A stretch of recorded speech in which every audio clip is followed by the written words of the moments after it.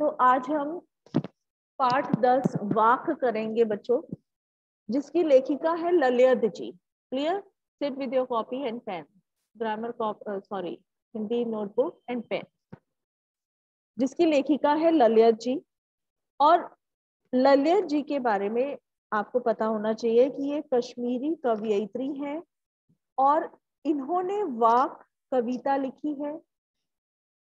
इसमें ईश्वर प्राप्ति के लिए मनुष्य द्वारा किए जाने वाले प्रयासों की व्यर्थता का वर्णन किया गया है। क्लियर है कि मनुष्य ईश्वर की प्राप्ति के लिए लाखों उपाय करता है, मगर वो सारे व्यर्थ क्यों जाते हैं। तो अब शुरू करते हैं। ये फर्स्ट पैराग्राफ लविष्का पढ़िए इसको। Okay ma'am. हम रस्सी कच्चे धागे की खींच रही में नाव, जाने कब सुन मेरी पुकार, करे देव भव सागर पार, पानी टपके कच्चे सागर, व्यर्थ प्रयास हो रहे मेरे, जी मैं उठती रह घर जाने की चाह है घेरे। ओके, नाउ लिसन बेटा। इस कविता में सबसे पहली जो आपका काव्यांश है, रस्सी कच्चे धागे की खींच रही मैं नाव, जाने कब सुने मेरी पुकार, करे देव भव सागर पार, पानी टपके कच्चे सकोरे, व्यर्थ प्रयास हो रहे मेरे, जी में उठती रह रहे हूँ घर जाने की चाह है घेरे। अब यहाँ पे देखो बच्चे, कवियत्री क्या कहना चाह रही है आपसे। सबसे पहले मैं कठिन शब्द आपको लिखवा देती हूँ, वो लिख लो। नाव। यहाँ पे नाव किसको बोला गया है? शरीर को। शरीर रूपी नाव। शरीर रूपी नाव। क्लियर? नेक्स्ट आपका है भव सागर। भव सागर किसको कहा गया है?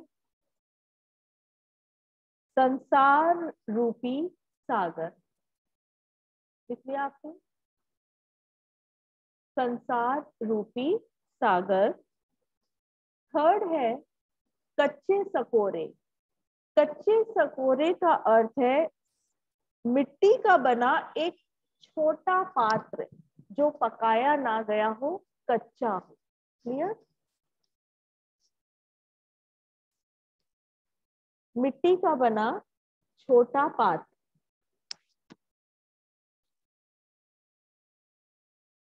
Ma'am, what is the उद्देश्य of this chapter?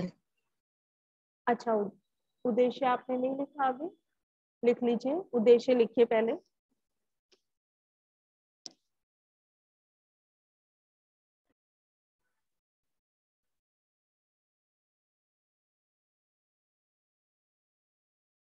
तो नेक्स्ट हमारा शब्दार्थ है भवसागर। लिख लिया आपने? कच्चे सकोरे लिख लिया। हूक। अब यहाँ पर आता है शब्द हूक। हूक का अर्थ है तड़प, पीड़ा, वेदना। हूक का अर्थ है तड़प, पीड़ा, वेदना। ठीक है? फिर आता है लास्ट में चाह। चाह शब्द का अर्थ है इच्छा। इच्छा। अब हम पढ़ते हैं, जानते हैं इसके बारे में। यहाँ पे कवयित्री ने कहा है रस्सी कच्चे धागे की खींच रही मैं नाव। यहाँ पे बेटा हम जो शरीर है, शरीर को कवयित्री ने नाव का रूप दिया है। नाव यानी बोट। और जो सांसें हम ले रहे हैं, उन सांसों को कच्ची डोरी के समान माना है। कच्ची डोरी क्या होती है? जो कभी भी टूट जाती है ना? तो ये सांसें हमारी वही है। अगर हम कभी कोई ऐसा वक्त पड़ा तो ये सांसें कच्ची डोरी की तरह टूट सकती है ना? Sumit, open the camera. और कवयित्री कह रही है कि सांसों की इस कच्ची रस्सी के सहारे मैं अपने इस शरीर रूपी नाव को खींच रही हूँ। ठीक है, ये शरीर तभी चल रहा है जब तक हमारी सांसें चल रही हैं। तो ये नाव रूपी शरीर जो है वो कच्ची डोरी यानी सांसों के सहारे चल रहा है। फिर कहती है पता नहीं जाने कब सुन मेरी पुकार, करे देव भव सागर पार। पता नहीं ईश्वर कब मेरी पुकार सुनेंगे और मुझे भव सागर से कब पार उतारेंगे। भव सागर यानी ये संसार रूपी सागर से कब मुझे उतारेंगे। Is it clear? फिर आगे कहते हैं पानी टपके कच्चे सकोरे व्यर्थ प्रयास हो रहे मेरे। अब वो बोल रही है कि जिस प्रकार कच्ची मिट्टी से बने पात्र में पानी टपक टपक कर कम हो जाता है, उसी प्रकार समय बीतता जा रहा है मेरे जीवन का। ठीक है, और प्रभु को पाने के मेरे प्रयास सारे व्यर्थ हो रहे हैं। व्यर्थ हो रहे मेरे प्रयास, सारे मेरे प्रयास व्यर्थ होते जा रहे हैं। जैसे पानी टपक टपक के कम होता है, वैसे ही हमारा जीवन भी धीरे धीरे कम होता जाता है। हम बच्चे होते हैं, फिर बड़े होते हैं, उसके बाद बूढ़े हो जाते हैं। तो बूढ़े के बाद क्या है? एंड है। तो उसी प्रकार जीवन भी हमारा कम हो रहा है। अब वो कहती है जी में उठती रह रहे हूँ, घर जाने की चाह है घेरे। उसके मन में, अब कवयित्री के मन में रह रहकर एक पीड़ा उठती है कि कब यह नश्वर संसार छोड़ेगी और वो कब प्रभु के पास जाएगी और सांसारिक कष्टों से मुक्त हो जाएगी। क्लियर है बेटा? कि वो कब इस शरीर को छोड़ के ईश्वर की शरण में जाएगी और अपने सारे शरीर के कष्टों से मुक्ति पा जाएगी। तो ये आपका फर्स्ट पैराग्राफ है। इस पैराग्राफ में से आपको अब मैं 3 क्वेश्चन करवाती हूँ, वो लिखो बेटा। वो लिखिए first question, write down first question.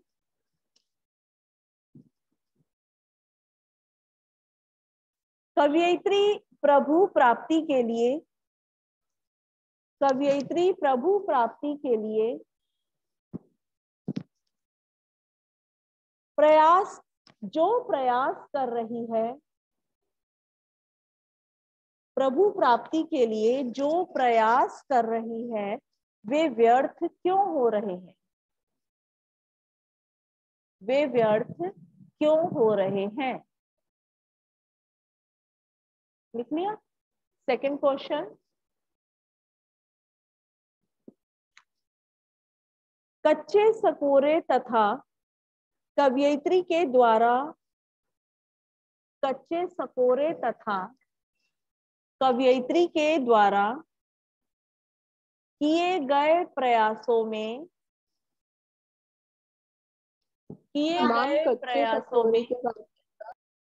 कच्चे सकोरे अभी कहा था ना बेटा, मिट्टी का बना हुआ कच्चा बर्तन।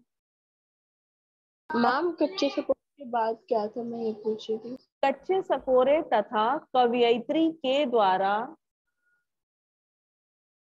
तथा कवयित्री के द्वारा किए गए प्रयासों में, किए गए प्रयासों में समानता स्पष्ट कीजिए, समानता स्पष्ट कीजिए। थर्ड क्वेश्चन, कवयित्री के मन में, कवयित्री के मन में बार बार भूख क्यों उठ रही है? बार बार भूख क्यों उठ रही है? अब हम आते हैं सेकंड पैराग्राफ पे। इसके आंसर हम बाद में डिस्कस करेंगे। सेकंड पैराग्राफ है, खा खाकर कुछ पाएगा नहीं, ना खाकर बनेगा अहंकारी, सम खा तभी होगा समभावी, खुलेगी सांकल बंद द्वार की। अब यहाँ पे बच्चा पहले आप कठिन शब्द लिख लीजिए। अहंकारी, अहंकारी का क्या अर्थ है? अहंकारी का अर्थ है अभिमानी, घमंडी। अहंकारी का अर्थ है अभिमानी, घमंडी। नेक्स्ट है समभावी, समानता की भावना। वेरी गुड, समानता की भावना, समानता की भावना। नेक्स्ट डिफिकल्ट वर्ड है सांकल। सांकल का अर्थ है जंजीर, जो लोहे की जंजीर होती है उसे सांकल कहा जाता है। पुराने जमाने के दरवाजों में भी लगी होती थी चटकनी, सांकल, जंजीर।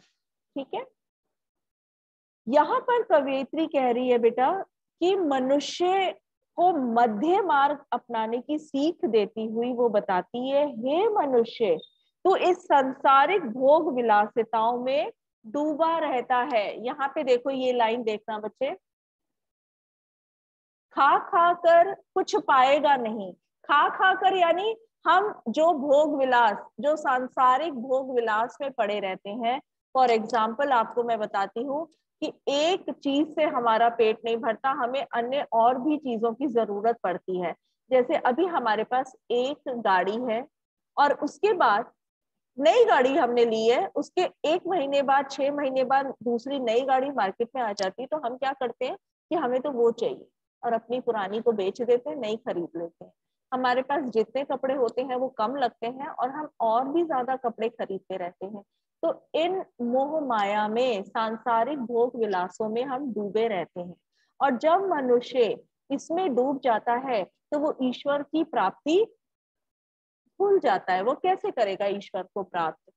ना खाकर बनेगा अहंकारी। वहीं दूसरी ओर कहती है, तू इस भोग विलास के खिलाफ अगर त्याग का मार्ग अपनाता है या तपस्या का मार्ग अपनाता है, तो ये जीवन में अपनाएगा तो मन में अहंकार ही बढ़ेगा। तुम्हारे मन में कहीं ना कहीं ये विचार आ जाएगा कि मैंने तो ईश्वर को प्राप्त करने के लिए अपना सब कुछ छोड़ दिया, हर चीज त्याग दी, मैं तो तपस्वी बन गया। तो जहां ये बात आपके दिमाग में आई, वही एक अहंकार का बीज आपके मन में उग जाता है और ईश्वर कभी ऐसे प्राप्त नहीं होते हैं।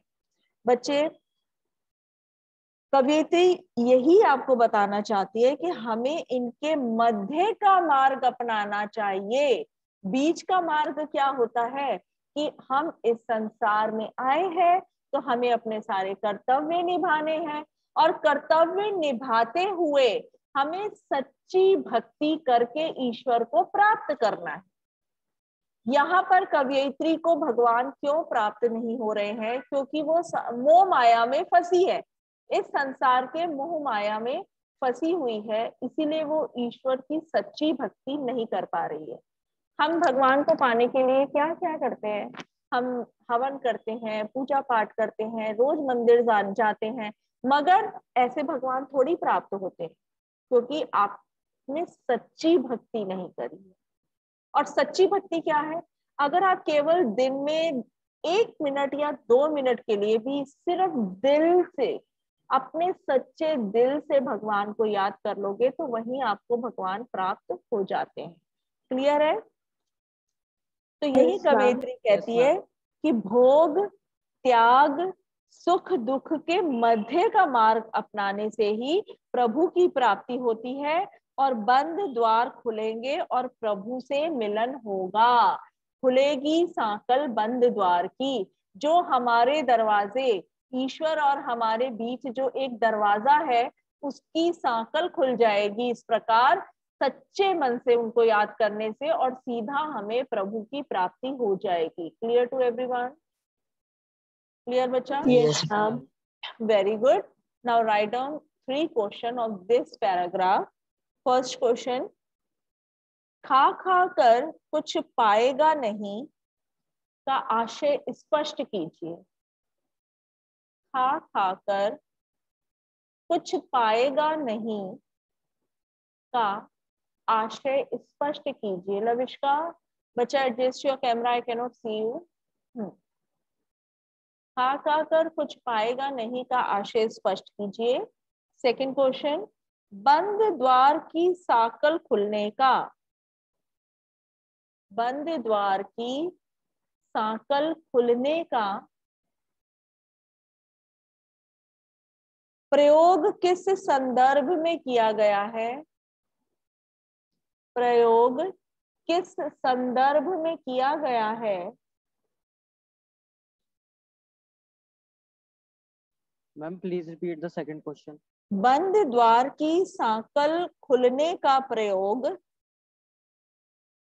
किस संदर्भ में किया गया है? Question mark. यह साकल मनुष्य कैसे खोल सकता है? यह साकल मनुष्य कैसे खोल सकता है? थर्ड क्वेश्चन, काव्यांश में क्या संदेश दिया गया है? काव्यांश में क्या संदेश दिया गया है? क्लियर है?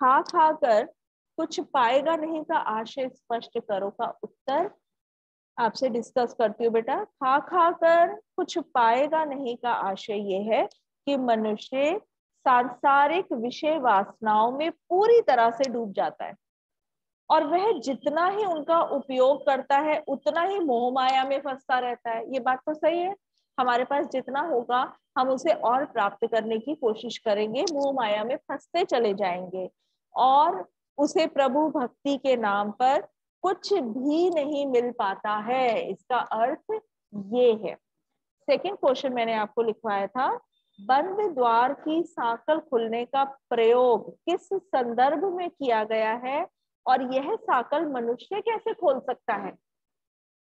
तो बच्चा, बंद द्वार की साकल खुलने का मतलब है कि मनुष्य जब सांसारिक भोगों और त्याग के बीच मध्य मार्ग अपनाएगा तो उसकी चेतना का विकास होगा और उसके ज्ञान चक्षु खुलेंगे और वह मोह माया में फंसकर भक्ति से विरक्त नहीं रह पाएगा। वो संसार में रहकर अपने फर्ज भी निभाएगा और सच्ची मन से सच्चे ईश्वर की भक्ति करेगा। अब थर्ड क्वेश्चन था, काव्यांश में क्या संदेशा दिया गया है? कौन सा संदेशा दिया गया है? कि मनुष्य को सांसारिक भोगों में ना तो पूरी तरह डूबना चाहिए और ना ही उनका पूरी तरीके से त्याग करना चाहिए, बल्कि मनुष्य को मध्य मार्ग अपनाना चाहिए। क्लियर हो गया? क्लियर है? Yes ma'am. Yes ma'am. तो shall we move to the third paragraph? Yes ma'am. तीसरा पैराग्राफ है, आई सीधी राह से गई न सीधी राह, सुषुम सेतु पर खड़ी थी, बीत गया दिन आह, जेब टटोली कौड़ी ना पाई, मांझी को दूं क्या उतराई। यहाँ पे सबसे पहले कठिन शब्द लिख लो। राह का अर्थ है यहाँ पे रास्ता, राह का अर्थ है रास्ता।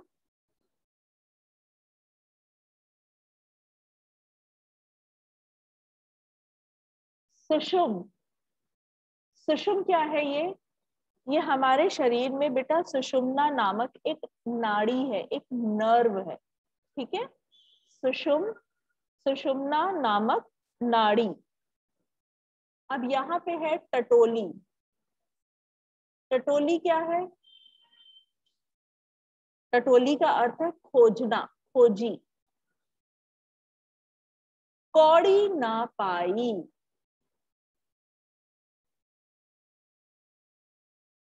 कौड़ी ना पाई का अर्थ है कुछ भी ना मिला, कुछ भी ना मिला। अब यहाँ पे देखो मांझी लिखा है शब्द, मांझी किसको बोलते हैं? जो नाविक होता है, जो नाव चलाता है, आपको नदी के पार उतारता है, उसको मांझी कहा जाता है, उसका नाम बोला जाता है मांझी। लेकिन यहाँ पे इस कविता में मांझी बोला गया है प्रभु को, क्योंकि प्रभु ही है, ईश्वर ही है जो हमें इस संसार से मुक्ति दिलाकर दूसरे अपने शरण में लेके जाएंगे, उन्हें कहा है नाविक। और यहाँ पे उतराई, उतराई का अर्थ है पार उतारने का किराया। जब हम नाव में बैठते हैं तो जो नाविक होता है आपको नदी पार कराता है, तो आप उसको पार कराने के पैसे देते हैं ना। तो यहाँ पर उसी उतराई की बात की गई है कि जब हमें प्रभु इस संसार से अपनी शरण में ले जाएंगे तो हम अपने प्रभु को क्या उतराई देंगे। क्लियर है? अब यहाँ से सुनना बेटा, सीधी आई सीधी राह से गई न सीधी राह, सुषम सेतु पर खड़ी थी बीत गया दिन आह। इसका अर्थ है, अब यहाँ पे कवयित्री कह रही है कि प्रभु की प्राप्ति के लिए वो संसार में सीधे रास्ते से ही आई थी, कि जब उसका जन्म हुआ तो वो सीधे रास्ते से, ईश्वर के यहाँ से सीधे रास्ते से संसार में आई और ये सोचकर आई थी कि अब मैं प्रभु को प्राप्त करके रहूंगी। मगर यहाँ आकर वो मोह माया में फंस गई। ठीक है, जब जैसे जैसे बच्चा बड़ा होता है तो वो मोह माया में फंसता जाता है, मुझे ये खिलौना चाहिए, मुझे ये कपड़े चाहिए, मुझे गाड़ी चाहिए, मुझे बंगला चाहिए, हर चीज के बारे में उसकी मोह माया जो है मोह फंसता चला जाता है। अब सांसारिक उलझनों में फंसकर वो अपना रास्ता भूल गई, गई न सीधी राह, यानी कि वो अपना रास्ता भूल गई है।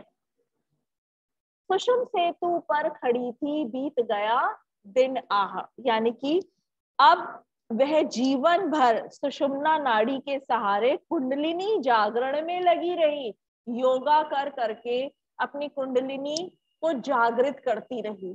ठीक है, कि मेरी तीसरी थर्ड आई खुल जाए, कुंडलिनी चक्र जागृत हो जाए, और इसी में उसका जीवन बीत गया, इसी में उसका जीवन बीत गया।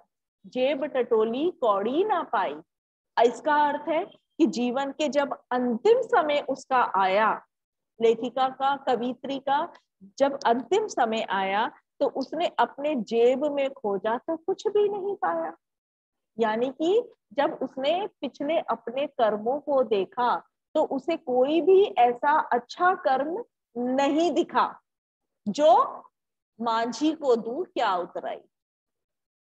मांझी को दूं क्या उतराई का अर्थ हो गया कि अब उसे चिंता सता रही थी कि भव सागर के पार उतारने वाले प्रभु रूपी मांझी को उतराई के रूप में मैं क्या दूंगी, क्योंकि वह जीवन में कुछ हासिल नहीं कर पाई। कभी भी उसने सच्चे मन से ईश्वर को याद नहीं किया, कोई ऐसा कर्म नहीं किया जिसके सहारे वो, जिसको वो भगवान को, ईश्वर को, मांझी को दे पाए। इज इट क्लियर बच्चा? Clear to everyone? Yes ma'am. Good. अब इसके 3 क्वेश्चन लिख लीजिए इस पैराग्राफ के। जेब टटोली पौड़ी ना पाई, जेब टटोली पौड़ी ना पाई, इन्वर्टेड कॉमा में, के माध्यम से, के माध्यम से कवयित्री क्या कहना चाहती है, कवयित्री क्या कहना चाहती है।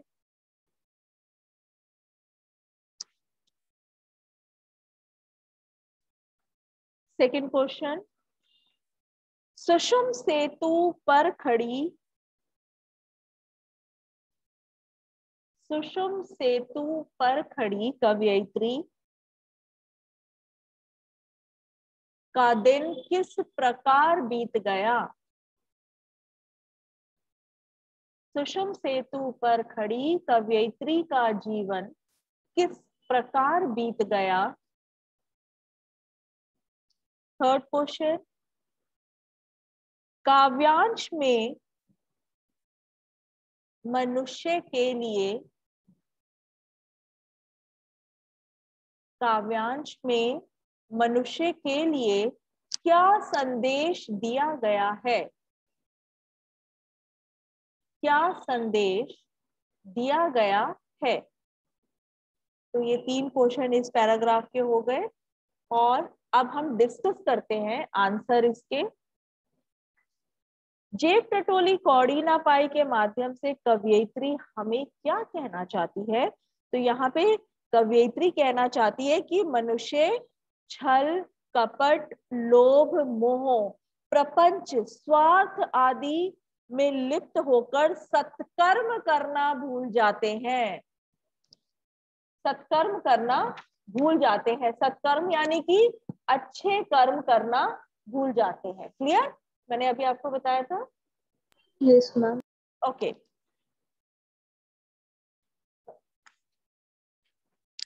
उसके बाद है जीवन के अंत में जब कुछ भी हाथ नहीं लगता तो वो पछताता है, पछताने लगता है। क्लियर हो गया बेटा?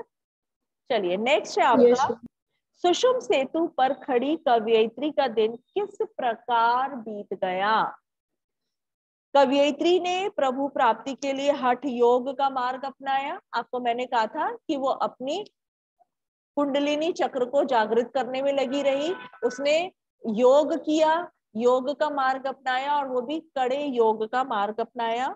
उसने हठ योग में शरीर की 3 प्रकार की नाड़ियों में से एक सुषुम्ना नाड़ी रूपी पुल का सहारा लिया। उसने सोचा अगर मैं इस सुषुम्ना नाड़ी को जागृत करूंगी तो ये मेरे और ईश्वर के मध्य एक पुल का काम करेगी और मुझे ईश्वर प्राप्त होंगे।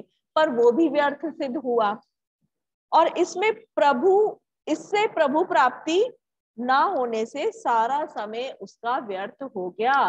केवल सुषुम्ना नाड़ी जागृत करने से थोड़ी प्रभु प्राप्त हो जाते हैं, है ना? थर्ड क्वेश्चन है काव्यांश में मनुष्य के लिए क्या संदेश है? तो बच्चे यहाँ पे ये संदेश है कि मनुष्य को छल कपट, हमें अच्छे काम करने चाहिए। वेरी गुड, शाबाश। हमें छल कपट और स्वार्थपूर्ण व्यवहार को छोड़कर सत्कर्म करने चाहिए। जब हम सत्कर्म करेंगे तो ऑटोमेटिकली हमें ईश्वर प्राप्त होंगे। किसी के लिए भी मन में ना तो बुरा सोचो ना किसी का बुरा करो, ठीक है? और द्वेष की भावना तो बिल्कुल नहीं होनी चाहिए और सच्चे मन से ईश्वर को याद करो। तो यही सबसे बड़ा आपका सत्कर्म है, ठीक है ना? क्लियर? और ईश्वर भी यही चाहता है, तो आपको ईश्वर की प्राप्ति जरूर होगी। ओके बच्चा, the chapter is clear? Yes ma'am.